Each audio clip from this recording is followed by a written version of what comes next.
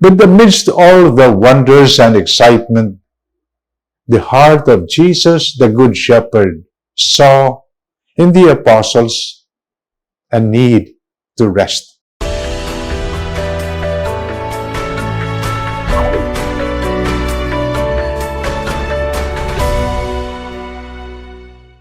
My dear brothers and sisters, mga hinigugma, diha ni Kristo. Today we reflect on the readings of the 16th Sunday in the Ordinary Time, particularly on the Gospel according to Mark, chapter 6, verses 30 to 34. The readings for this Sunday speak of Jesus as the Good Shepherd.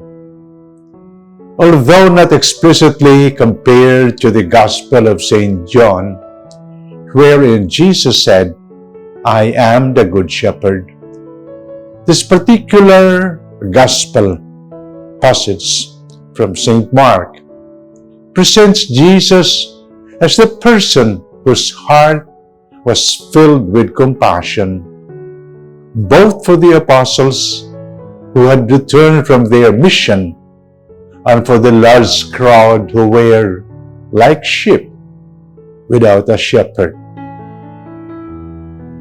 We could just imagine the excitement of the apostles in reporting to Jesus everything that had transpired during their missionary journey.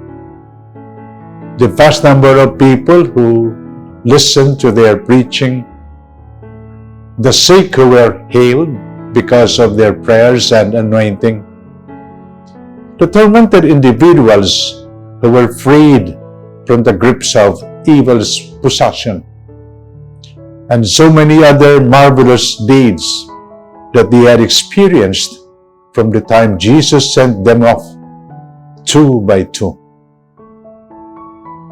But amidst all the wonders and excitement, the heart of Jesus, the Good Shepherd, saw in the apostles a need to rest.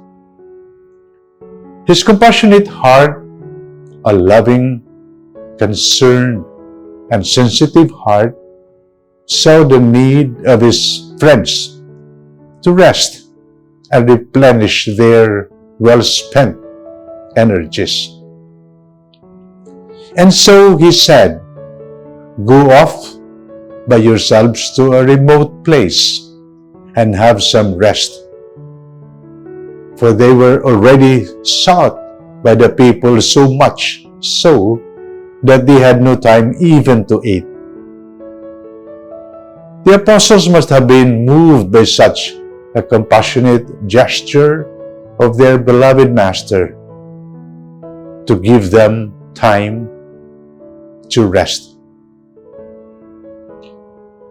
Then when Jesus saw the throngs following them, his heart was moved with compassion. He stopped and spent time with them, teaching about the kingdom of God. In a way, Jesus wanted them to sit and listen to him, to rest their weary minds and souls. In another part of the Gospel, particularly in Matthew 11:28 to 30, Jesus said, "Come to me, all who labor and are heavy burdened, and I will give you rest. Take my yoke upon you and learn from me, for I am gentle and lowly in heart, and you will find rest for your souls. For my yoke is easy, and my burden is light." Unquote.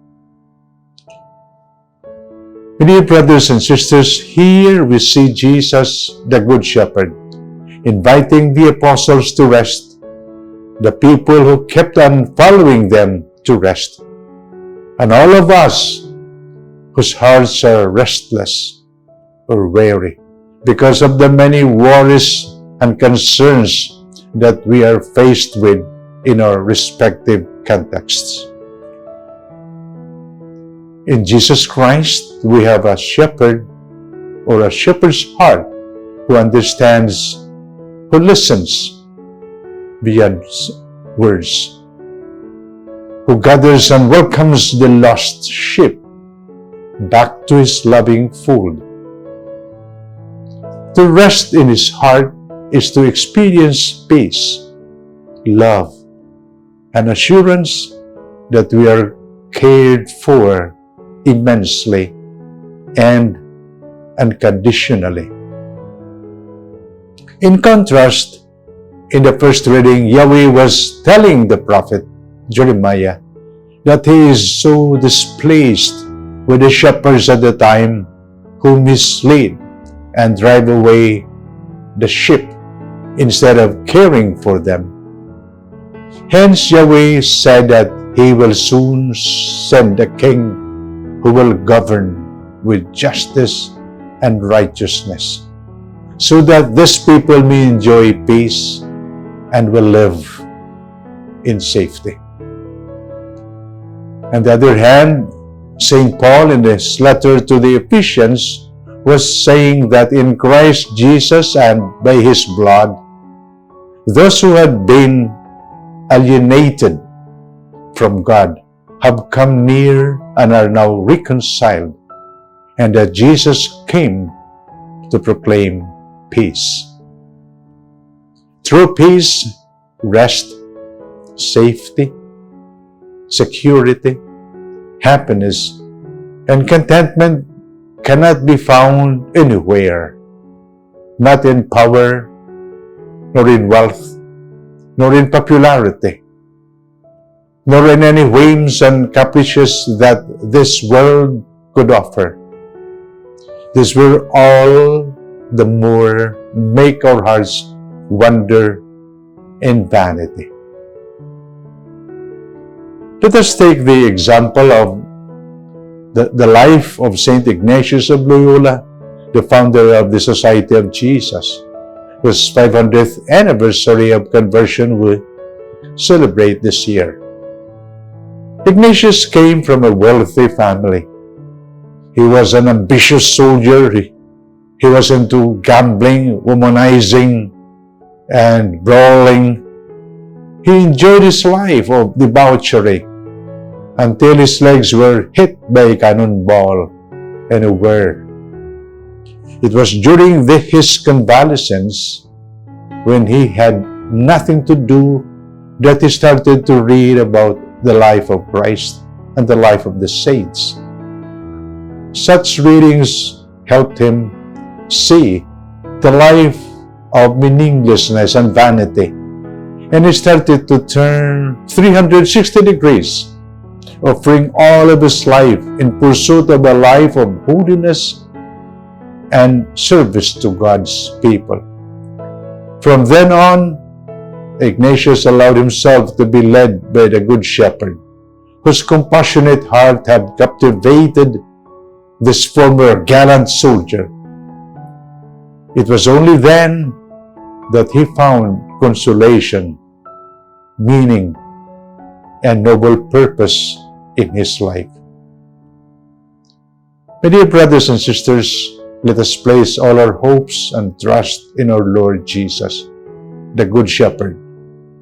His compassionate heart sees and listens beyond even what we express in our prayer, just as he saw in the need of his apostles to rest, and the need of the people to be consoled and to rest their weary hearts. Jesus, the true and divine shepherd, invites us all to rest in his loving, sacred, and compassionate heart. And so together with the psalmist, let us proclaim, "The Lord is my shepherd, I shall not want. He makes me lie down in green pastures. He leads me beside still waters. He restores my soul. He leads me in paths of righteousness for his name's sake. For even though I walk through the valley of the shadow of death. I fear no evil, for thou art with me. Thy rod and thy staff, they comfort me. This is Psalm 23. And may Almighty God bless you, the Father, and the Son, and the Holy Spirit. Amen.